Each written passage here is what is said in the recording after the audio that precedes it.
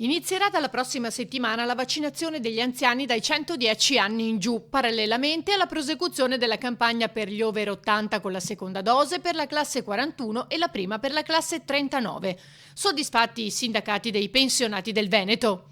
Siamo felici perché vuol dire aver risolto una incongruenza e una programmazione che era davvero inaccettabile.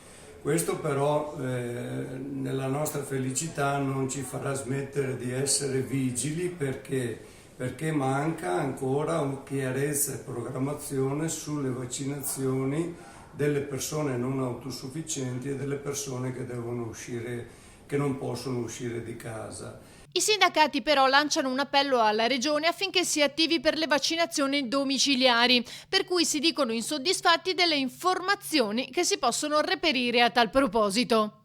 Non abbiamo letto un piano vaccinale a domicilio territoriale per tutte quelle persone che non riescono a deambulare, che non riescono a muoversi, che hanno difficoltà, e queste chiaramente sono ulteriormente il tessuto sociale più debole della nostra società. Quindi chiediamo un intervento anche applicando quello che è previsto nella telemedicina con il contributo dei medici condotti. Sappiamo che il direttore generale della Sanità Veneta ha emanato una circolare alle ULS, ma le ULS non hanno ancora calendarizzato queste uscite. Per quel che ne sappiamo, proseguono i sindacati, solo le ULS 1, 3, 4, 8 hanno in qualche modo previsto e comunicato pubblicamente il servizio. Chiediamo anche il coinvolgimento indispensabile, a nostro avviso, dei medici di base, proprio perché le persone anziane sono più fragili, hanno tante patologie. Sarà importante che i medici di base, che sono un punto di riferimento per la popolazione anziana, si prendano in carico